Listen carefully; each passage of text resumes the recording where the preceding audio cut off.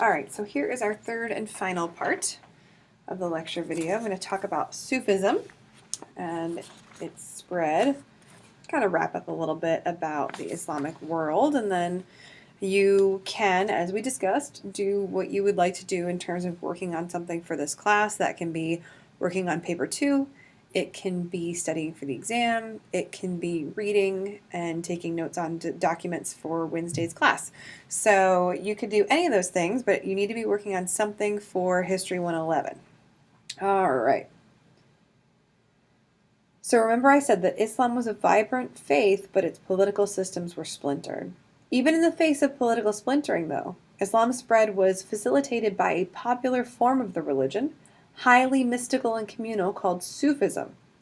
The term Sufi comes from the Arabic word for wool, meaning suf, which many of the early mystics wrapped themselves in to mark their penitence. Seeking closer union with God, they also performed ecstatic rituals, such as repeating over and over again the name of God. In time, groups of devotees gathered to read aloud the Quran and other religious tracts. Sufi mystics' desire to experience God's love found ready expression in poetry and the ceremonial dancing of some devotees known as dervishes. Although many ulama, also known as scholars, despised the Sufis and loathed their seeming lack of theological rigor, the movement spread with astonishing speed and offered a unifying force within Islam. Sufism's emotional content, with strong social bonds sustained in Sufi brotherhoods, added to its appeal. Sufi missionaries carried the universalizing faith with them to India, to Southeast Asia, across the Sahara Desert, and to many other distant regions. It was from these brotherhoods that Islam became truly a religion of the people. As trade increased and more converts appeared in the Islamic lands, urban and peasant populations came to understand the faith practiced by the political, commercial, and scholarly upper classes. Over time, Islam became even more accommodating, embracing Persian literature, Turkish ruling skills, and Arabic language contributions in law, religion, literature, and science. Some people worried about the preservation of Islam's true nature as, for example, Arabic ceased to be the language of many Islamic believers. True, the devout read and recited the Quran in its original tongue as the religion mandated, but Persian was now the language of Muslim philosophy and art, and Turkish was the language of law and administration. Moreover, Jerusalem and Baghdad no longer stood alone as Islamic cultural capitals.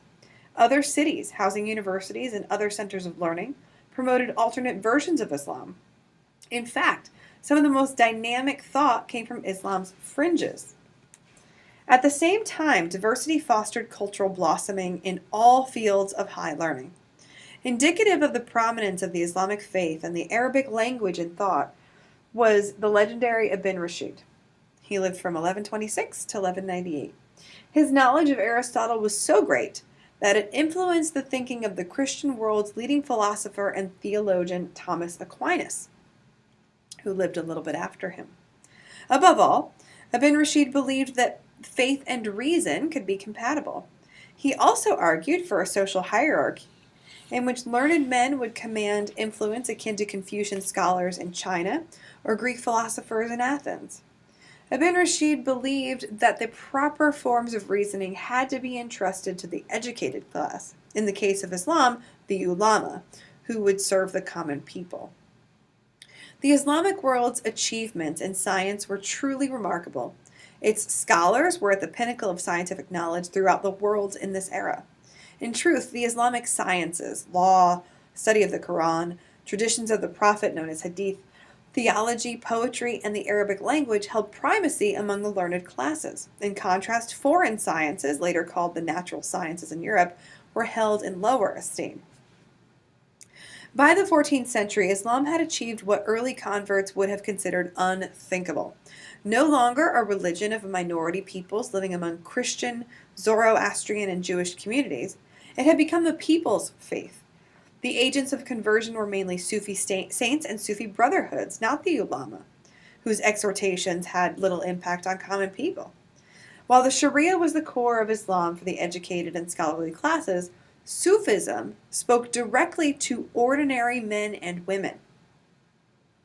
During this period, Islam became one of the four cultural spheres that would play a major role in world history. Islam became the majority religion of most of the inhabitants of Southwest Asia and North Africa. Arabic became the everyday language for most people, and the Turks began to establish themselves as the dominant rulership force, ultimately creating the Ottoman Empire, which would last into the 20th century. The Islamic world became integral in trans-regional trade and the creation and maintenance of knowledge. All right, I told you that third part was going to be shorter. So these are also posted on Blackboard if you need to watch them, take a closer look at them or anything like that. So they are available.